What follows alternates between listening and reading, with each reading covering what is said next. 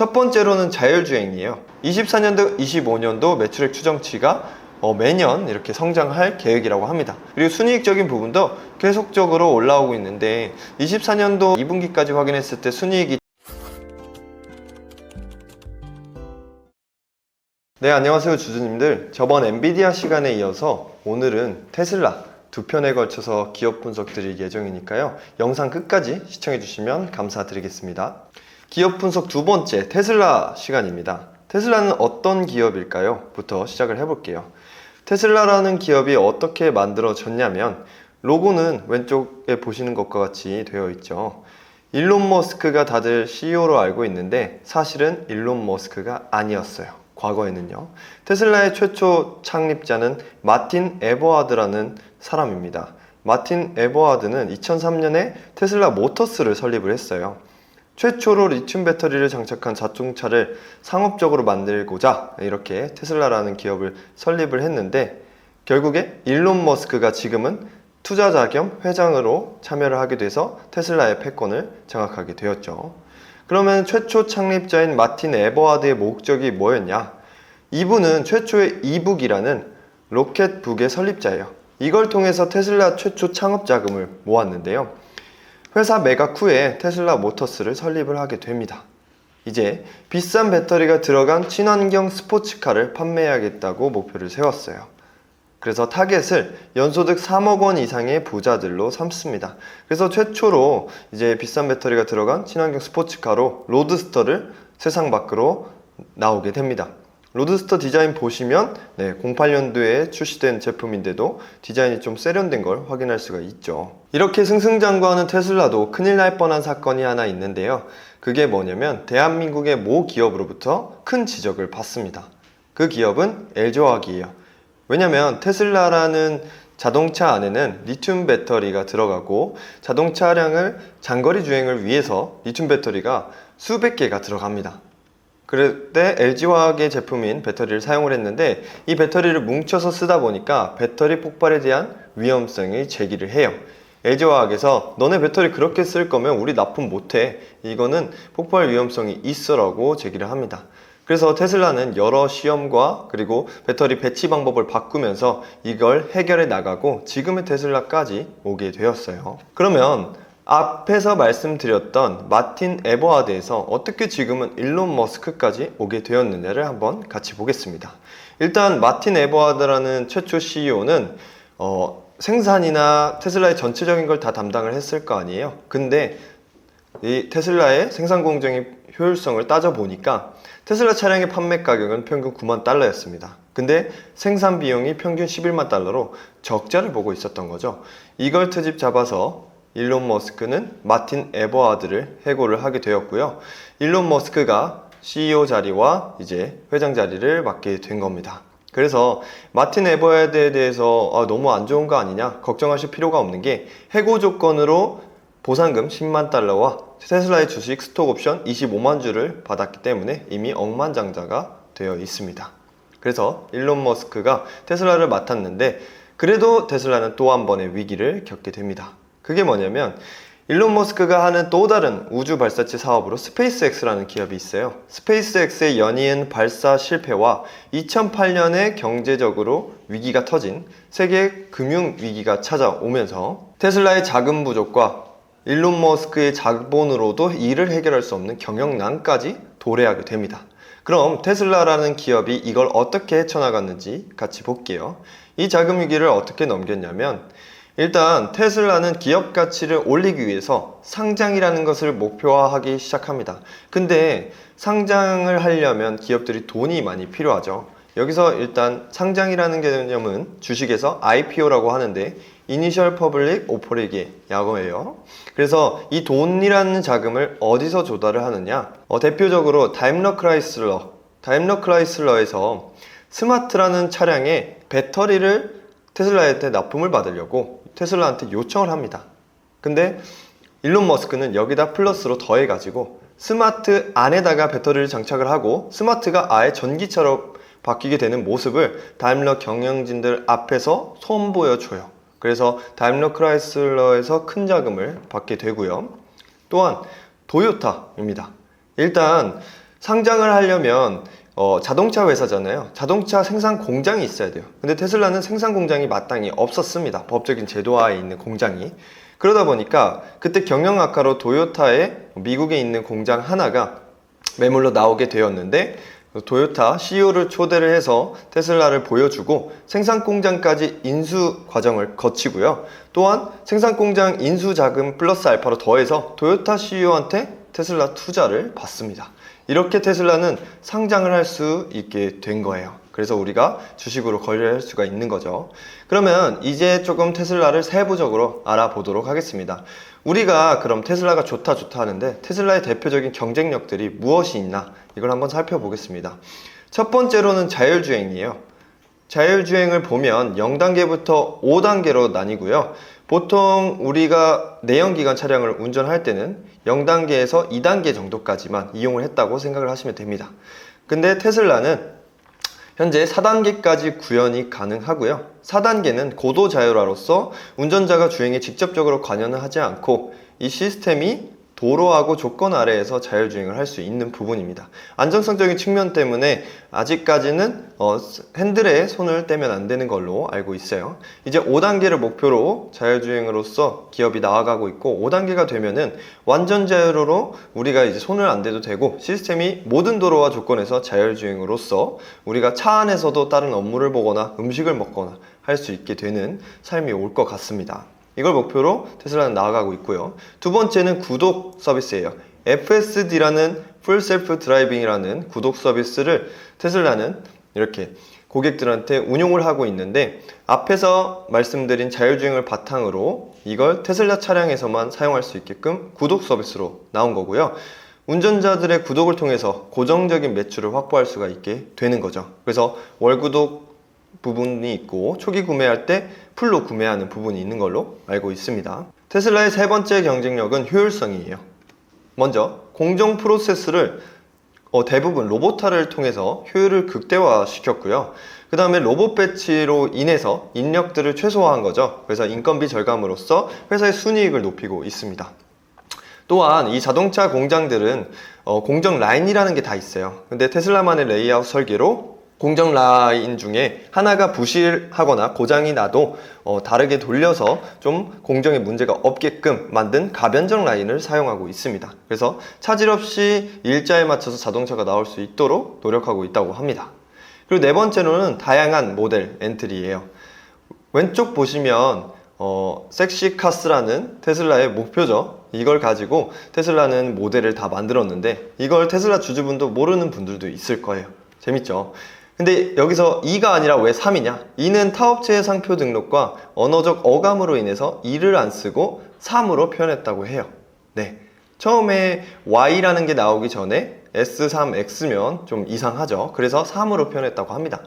그리고 다양한 엔트리로 고객이 니즈를 확보를 하고요. 어떤 분은 소형카를 원할 수도 있고, 어떤 분은 SUV 또는 세단, 스포츠형 카, 이런 것들을 원할 수 있는데, 이런 것들을 다양한 엔트리로 이렇게 만족시키고 있다고 합니다. 또한 합리적인 가격과 보조금 정책을 취하고 있고요. 최초의 테슬라는 되게 고가의 차량을 판매하려고 했는데, 다양한 엔트리를 구성함으로써 싼 차량도 있고 비싼 차량도 있고, 또한 전기차는 친환경 차량이잖아요. 그렇기 때문에 보조금까지도 각 국가별로 편차는 있지만 받을 수 있는 부분이 있습니다. 국내 전기차 보조금 정책은 테슬라 차량으로 따지자면 아래를 참고해 주시면 좋겠고요. 테슬라의 경쟁력 다섯 번째는 브랜드 가치라고 생각을 합니다. 일단 국내 기준으로 말씀을 드리면 2024년 1분기 수입차 브랜드별 판매 순위를 보면 테슬라가 3등을 차지했어요. 1등과 2등은 우리가 흔히 알고 있는 외제차인 BMW와 벤츠가 차지했고요. 이보다 더 중요하게 우리가 봐야 될 거는 테슬라의 상승 부분이라고 보면 돼요. 모델 Y가 트림별 판매 순위 1등을 차지했습니다. 네, 전 수입차 통틀어서요. 네, 모델 3도 7위를 차지했기 때문에 결국 테슬라의 브랜드 가치와 디자인적인 부분이 많이 올라옴으로써 대중들의 니즈를 차지하고 있다. 또한 국내나 국외 내연기관 규제가 앞으로 발달됨에 따라서 이런 테슬라의 수요가 점차 증가할 거라고 저도 생각이 듭니다. 그래서 2024년 1분기 기준 수입차 브랜드 3위, 판매 트림 1위를 기록한 브랜드 가치가 있다고 강조드리고 싶고요. 세 번째로는 테슬라 주가의 현 상황을 살펴보도록 하겠습니다. 테슬라 주가 추이를 보면 여기서 주가는 주식의 가격, 줄임말이죠. 최근 한 달 동안 40% 이상 급등을 했어요. 테슬라 기존 주주분들의 기분이 엄청 좋으실 것 같은데요. 다음 편에서는 테슬라의 주식이 왜 이렇게 올랐고 앞으로 어떻게 방향이 이루어질 건지, 또한 재무 분석까지도 다뤄볼 예정이니까 또 지켜봐 주시면 감사드리겠습니다. 네, 주주님들, 오늘은 테슬라에 대해서 간단한 기업 형성 배경과 그리고 경쟁력, 그리고 주가 추이 정도 살펴보았는데요. 다음 시간에는 테슬라 주식에 조금 더 도움될 수 있는 7월 23일 실적 발표 다룰 거고요. 이거 가지고도 어떻게 주가에 적용할 수 있는지 이런 부분들 파헤쳐 볼 거니까요. 네, 안녕하세요 주주님들, 꾸테크입니다. 저번 시간에는 테슬라의 기본적인 기업 개요 정도 다뤄보았는데요. 오늘은 조금 더 주식이라는 부분에서 포커스를 맞춰서 테슬라의 미래 전망성이라든지 실적 같은 거 같이 다뤄볼 예정이니까 영상 끝까지 잘 집중해 주세요. 네, 기업 분석에 대한 테슬라 2편입니다. 테슬라 주식의 현 상황을 바로 파헤쳐 볼게요. 일단 테슬라는 나스닥에 상장이 되어 있죠.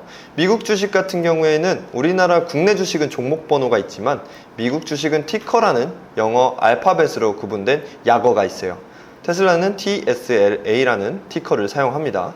그리고 시가총액은 한화 약 1086조, USD로는 7858억 달러 정도 된다고 합니다. CEO는 여러분들이 아시다시피 일론 머스크고요. 2017년 1월에 원래는 테슬라 모터스였는데 테슬라로 사명이 바뀐 점, 사명이 왜 바뀌었는지는 저번 시간 1편을 참고해 주시면 됩니다. 사명 변경 후에 자동차 사업뿐만 아니라 여러 가지 사업으로 다각화를 하고 있고요.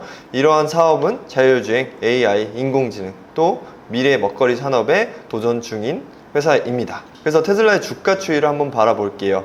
일단 테슬라의 10년 정도의 차트를 제가 월봉으로 표시한 자료를 가지고 왔습니다. 월봉이라는 것은 이 봉 하나가 1개월이라는 거죠. 그래서 그 부분 참고해 주시고, 테슬라 주식은 10년 동안 무려 약 5,400%가 상승을 했어요.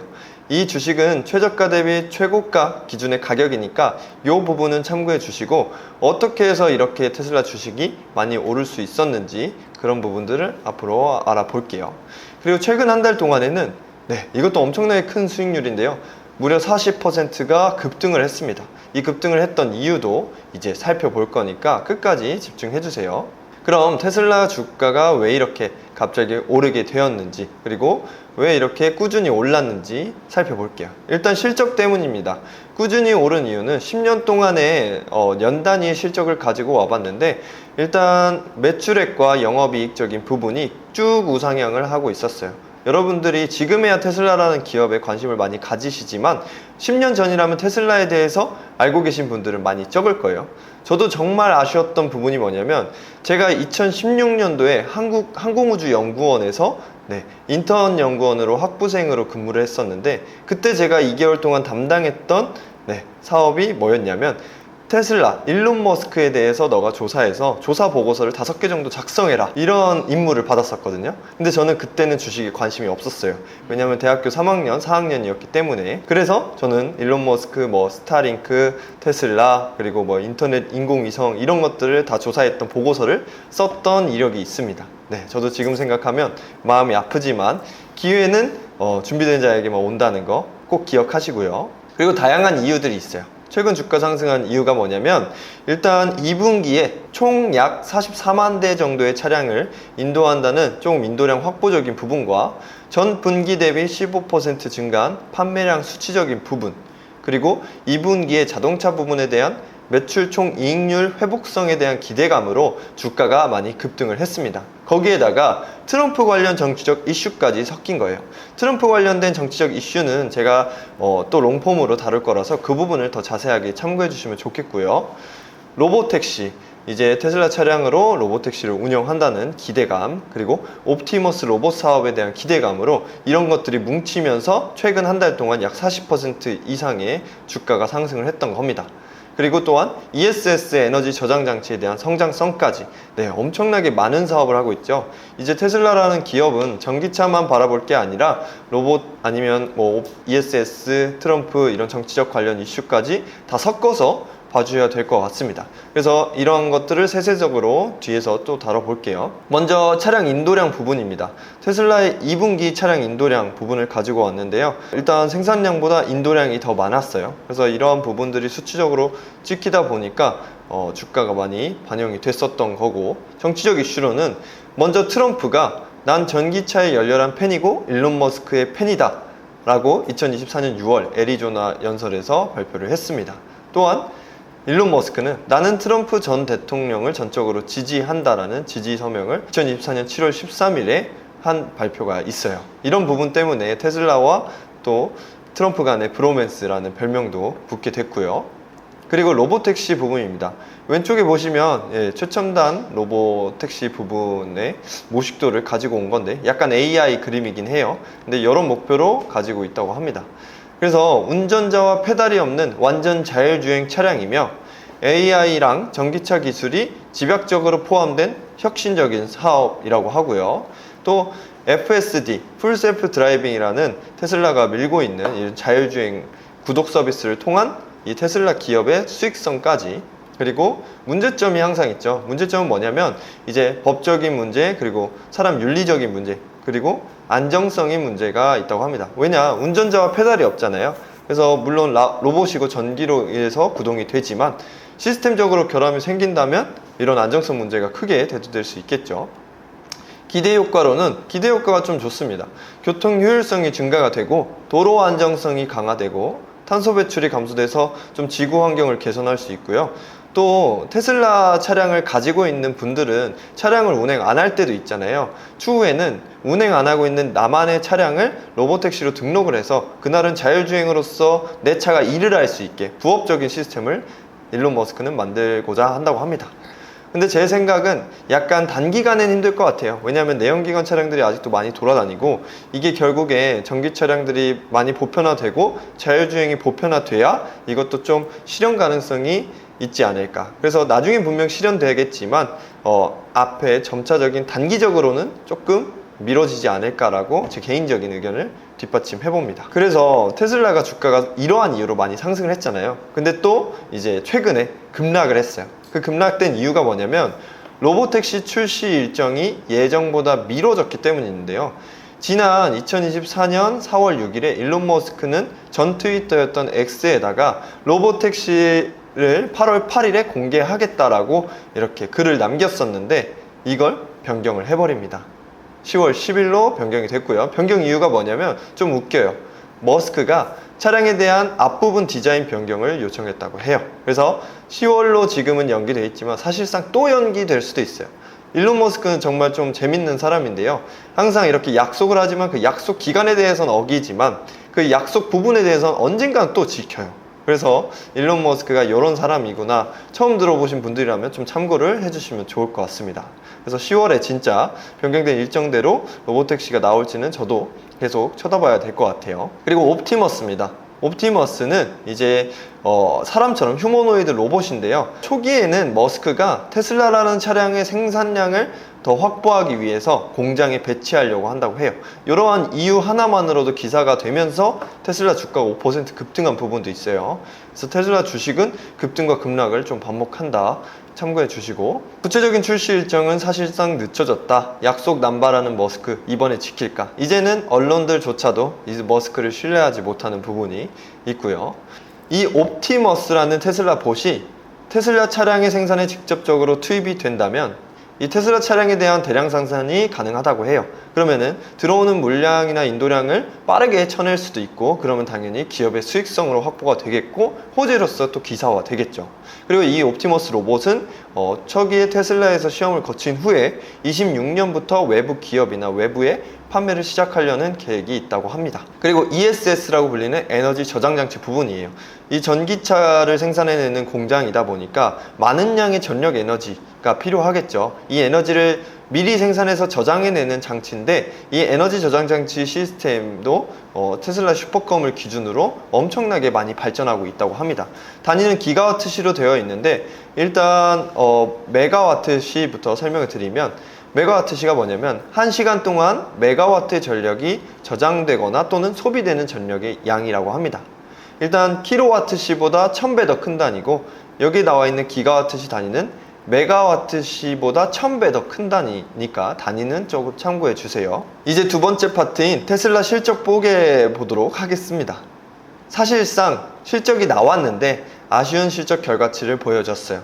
어떻게 보여줬냐? 왼쪽 자료를 보시면 매출액이 증가한 걸 볼 수 있죠. 매출액 증가하면 좋은 거 아니냐? 근데 오른쪽 보면 주당 순이익이 줄었습니다. 주당 순이익이 뭐냐면 이 기업이 주식 한 주당 벌어들이는 기업의 순이익이라는 거예요. 즉 순이익이 낮아졌다. 그러니까 여러분이 만약에 사업을 하시는데 매출은 많이 나왔는데 결국 버는 돈은 순이익은 줄었다는 건데요. 그것 때문에 주가가 까보니까 안 좋게 벌어진 겁니다. 실적 발표가 있었던 날 테슬라 주식의 주가 추이를 살펴보면 이렇게 장이 시작하기 전에 하락해서 시작하는 걸 확인할 수 있습니다. 이 부분에 매출적인 부분을 조금 더 파보면 사실 매출이 증가했잖아요. 근데 자동차 부문에 대한 매출은 감소했다고 해요. 전분기 212억 달러에서 199억 달러로 아직까지 테슬라라는 기업은 자동차에 대한 기대감이 투자자들이나 소비자들이 크기 때문에 이런 부분이 주가에 악영향을 미쳤을 거라고 생각이 들고요. 또한 일론 머스크의 정치 활동을 긍정적으로 보는 투자자들도 있지만 부정적으로 보는 투자자들도 있습니다. 예를 들면 바이든을 지지하는 사람은 무작정 테슬라 주식을 사지 않는다는 서명도 하고요. 이런 부분들이 악영향을 미치지 않았나 싶습니다. 다음으로 테슬라의 재무제표 분석을 한번 해볼게요. 연간 재무제표를 최근 20년도부터 23년까지 자료를 보면은 테슬라의 재무는 굉장히 건전합니다. 매출액이 꾸준히 성장을 해서 20년도 대비 거의 3배 이상 성장을 했고요. 영업이익적인 부분도 20년도 대비 4배 이상 성장을 했기 때문에 주가의 긍정적인 부분을 찍히는 건 당연하겠죠. 그리고 순이익적인 부분도 계속적으로 올라오고 있는데 24년도 2분기까지 확인했을 때 순이익이 좋지 않잖아요. 그래서 이 부분은 이번 연도에 조금 감소하지 않을까 개인적으로 예상을 해봅니다. 그래서 어찌됐건 테슬라 주식이 이렇게 10년 동안 꾸준히 증가할 수 있었던 이유는 재무가 건전했다 이렇게 말씀드리고 싶고, 또 분기를 살펴볼게요. 최근 1년치 2분기까지는 아직까지 이렇게 데이터화 되지 않아서 가져오지 못했고요. 1분기까지 나온 자료를 살펴보면 작년 대비 1분기에 좀 감소를 했어요. 매출액 그리고 영업이익 그리고 순이익적인 부분이 엄청나게 크게 감소를 했습니다. 그래서 이 부분이 좀 테슬라 주가를 1분기에 떨어뜨리는 영향이 있었지 않나 싶고요. 이 부분이 개선이 된다면 또다시 테슬라 주식은 많이 오를 수 있겠죠. 그럼 세 번째로 가장 중요한 테슬라 앞으로 어떻게 될까 한번 살펴볼게요.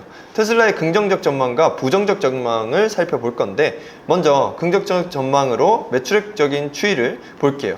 추정치긴 하지만 24년도, 25년도 매출액 추정치가 매년 이렇게 성장할 계획이라고 합니다. 두드러지게 눈에 띄는 건 24년도 대비 25년도에 더 매출이 나오지 않을까라고 예상한다는 거.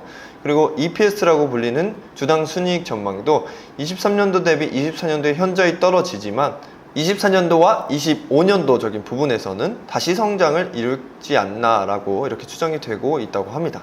그리고 ROE라고 불리는 기업의 성장성이라고도 얘기하는 자기자본 이익률을 살펴보면 24년도에 엄청나게 또 감소를 했죠. 그래도 24년도 대비 25년도에는 약간 상승하는 부분이 있어서 24년도가 테슬라한테는 굉장히 좀 실적적으로 안 좋은 해지 않을까 싶습니다. 그리고 테슬라의 또 긍정적인 전망으로 테슬라 기업 실적이 부진하나 반등을 기대한다 라고 돼 있죠. 일단 24년도에 실적이 안 좋은 이유는 1분기와 2분기의 순이익적인 부분 때문인데요.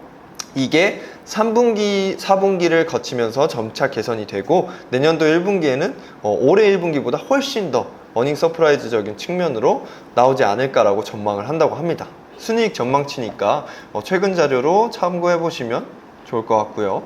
오른쪽을 보시면 테슬라는 슈퍼차저라는 이제 빠르게 전기차를 충전하는 부분이 있죠. 이 슈퍼차저를 통해서 주행 데이터를 알아서 확보해서 이 데이터를 가지고 자율주행 기술에 계속적으로 투입을 하고 있다고 합니다.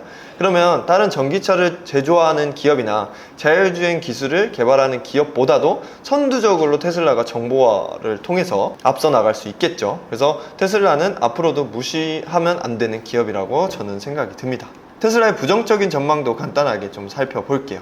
먼저 미국의 큰 투자은행인 JP모건에서 테슬라 로보택시 수익은 몇 년 뒤에 나올 것이라는 수익성을 지적했습니다. 저도 앞서 개인적인 의견을 좀 덧붙였듯이 자율주행이 발달하려면 기술 개발은 빠르게 발달할 수 있지만 이게 상용화되려면 다른 차량들도 전기차나 자율주행 차량이 되어야 좀 실용성이 있겠다라고 말씀드린 부분을 이렇게 투자은행도 지적했다고 볼 수 있고요.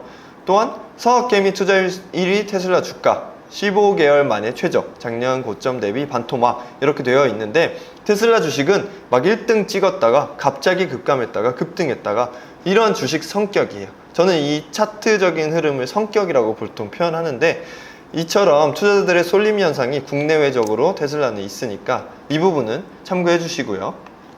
테슬라 약 8% 급락, 머스크 자율주행 못 믿겠다면 주식 팔아라. 이 일론 머스크라는 사람은 되게 불같은 사람이죠. 막 약속을 갑자기 하기도 하고 되게 스톡옵션을 막 갑자기 받기도 하고 또 주주들을 갑자기 위하기도 하고 주주들 등을 돌리기도 하고 이렇게 정치적으로 참견도 하고 이러한 오너 리스크라고도 불릴 수 있을 것 같습니다. 단점으로는. 장점이 되기도 해요. 그래서 일론 머스크라는 사람이 오너인 게 만약에 테슬라의 일론 머스크가 떠나간다면 그 또한 또 리스크지 않을까 이런 부분도 저는 개인적으로 생각을 합니다. 그리고 트럼프 지지, 일론 머스크의 자충수 되나 테슬라 수에 단기간에 그칠 전망.